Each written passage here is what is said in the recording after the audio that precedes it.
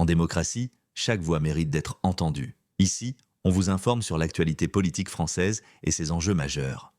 La réforme de l'audiovisuel public portée par le gouvernement en 2025 soulève de nombreuses questions. Fusion de France Télévisions, Radio France et INA dans un groupe unique baptisé France Média, inquiétude sur l'indépendance éditoriale, nouveaux modes de financement. Quels sont les véritables enjeux de ce projet de loi ? Êtes-vous pour ou contre cette réforme ? N'hésitez pas à donner votre avis dans les commentaires. Il ne faut pas réformer l'audiovisuel public, il faut le supprimer. Et dans les années 60, on avait une seule chaîne de télévision.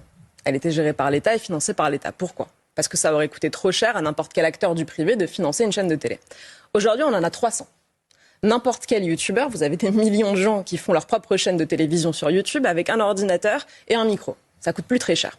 Donc, il y a un marché sur lequel les barrières à l'entrée sont devenues très faibles. Vous n'avez plus de justification à ce que l'État vienne intervenir dans ce marché, sachant qu'on a déjà énormément de divertissement à côté. À l'heure où on a, comme je vous l'ai dit, des millions de chaînes YouTube, on a Netflix, Canal, Dailymotion, des centaines de plateformes. Est-ce qu'on trouve légitime que l'État, avec notre argent, aille payer le salaire des humoristes de France Inter, Madame Anne-Elisabeth Lemoine, Madame Élise Lucet, etc. Quand vous regardez autre chose, vous voyez que vous avez l'État qui, donc, manque de munitions. Vous avez des policiers qui sont parfois obligés d'acheter leurs gilets pare-balles eux-mêmes. Vous avez des commissariats insalubres. Vous avez des hôpitaux où on manque de lits, on manque de défibrillateurs, on doit faire un appel aux dons pour financer des scanners à l'hôpital Georges Pompidou. Mais est-ce qu'on, dans ce contexte, on trouve légitime que l'État vienne financer Cash Investigation, Fort Boyard, les salaires de Patrick Cohen? Est-ce qu'on trouve ça normal? Moi, l'État, avec l'audiovisuel, me fait penser à un homme au RSA qui a déjà du mal à rembourser ses dettes et à payer sa pension alimentaire, mais qui prend tous les abonnements possibles à Netflix, à Canal, à Spotify. Ce n'est pas responsable. Ce n'est pas responsable que l'État vienne mettre notre argent là-dedans, alors qu'on a déjà 3 300 milliards d'euros de dettes. La question des audiences, quand elle est utilisée par Rachida Dati comme un argument pour justifier la réforme, on voit bien qu'il n'y a pas grand-chose finalement comme argument qui tienne la route, parce que tout ça est faux. C'est faux de dire que le service public audiovisuel est en train de s'écrouler. Les audiences à France Inter est la première radio de France. Pendant des années, ça a été plutôt RTL. France Info est aussi très haut dans les classements. L'an dernier, France 2 a fait des audiences exceptionnelles, et notamment pendant l'été au moment des Jeux Olympiques, est passé devant TF1, ce qui n'était pas arrivé depuis des années. Après, que tout aille bien dans le service public, oui, effectivement, il y a une partie de nos programmes où les téléspectateurs ça vieillissent, mais ça, c'est le cas pour tous les médias traditionnels, même pour la presse écrite. Donc, en fait, il n'y a pas de nécessité à faire une réforme. Cette holding ne va pas régler du jour au lendemain voilà, les défis qui se présentent à l'audiovisuel public. En réalité, c'est une obsession de Rachida Dati. C'est une obsession dogmatique, parce que la droite, depuis des années, Rachida Dati est une politique de droite, veut réduire les moyens des services publics en général, de l'audiovisuel public en particulier. Et c'est donc une manière cette holding va générer des suppressions d'emplois, des réductions de budget. Quelle est la mission du service public ? Je reviens à ce qu'on disait tout à l'heure. Je ne vois pas du tout l'intérêt d'avoir, par exemple, des jeux télévisés sur le service public. Je ne suis pas sûr que le contribuable français doive financer la villa à Saint-Tropez des animateurs de jeux du service public, notamment Nagui, pour ne pas le citer. J'ai lu des chiffres tout à fait extravagants sur ce qu'il facture au groupe France Télévisions.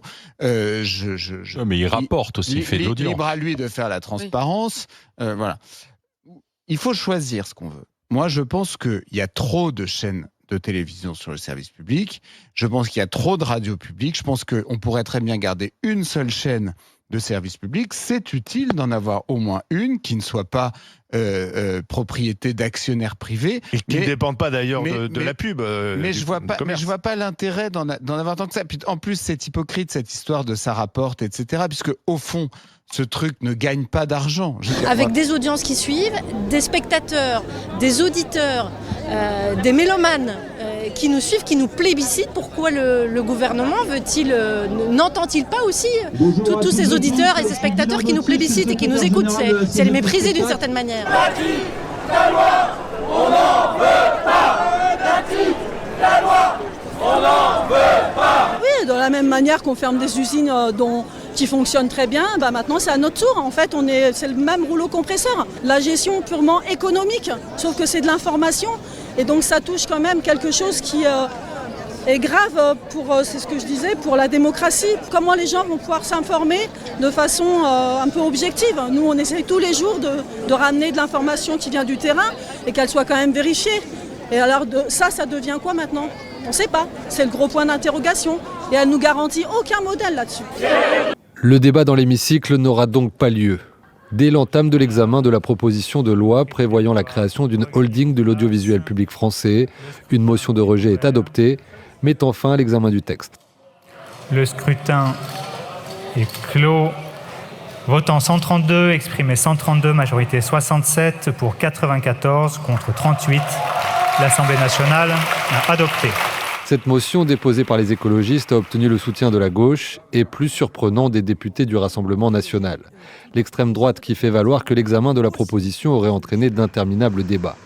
Une alliance de circonstances, synonyme de nouvelle claque pour la ministre de la Culture qui porte la réforme depuis sa nomination en janvier 2024. Rachida Dati estime que les rédactions de France Télévisions, Radio France et l'INA devraient être pilotées par une seule personne pour mutualiser les forces et développer leur contenu numérique. Les salariés et syndicats du secteur, dont une bonne partie était en grève ce lundi, y voient surtout un moyen de réduire les dépenses. Elle n'a pas vraiment d'argument qui nous convainc. Elle nous dit, voilà, pour être plus fort, il faut créer donc cette holding, des filiales. Je vous prépare à l'avenir parce que ça va être dur. Mais aujourd'hui, l'audiovisuel public, il est fort. Après déjà 2 ans de parcours législatif, interrompu par la dissolution et plusieurs suspensions de son examen, le projet de réforme de l'audiovisuel public retourne désormais au Sénat, où il a déjà été adopté pour une seconde lecture. Aucune date n'a pour l'instant été fixée. Merci d'avoir regardé cette vidéo. Si vous aussi vous souhaitez rester informé sur les enjeux politiques majeurs, n'hésitez pas à vous abonner à Citoyen.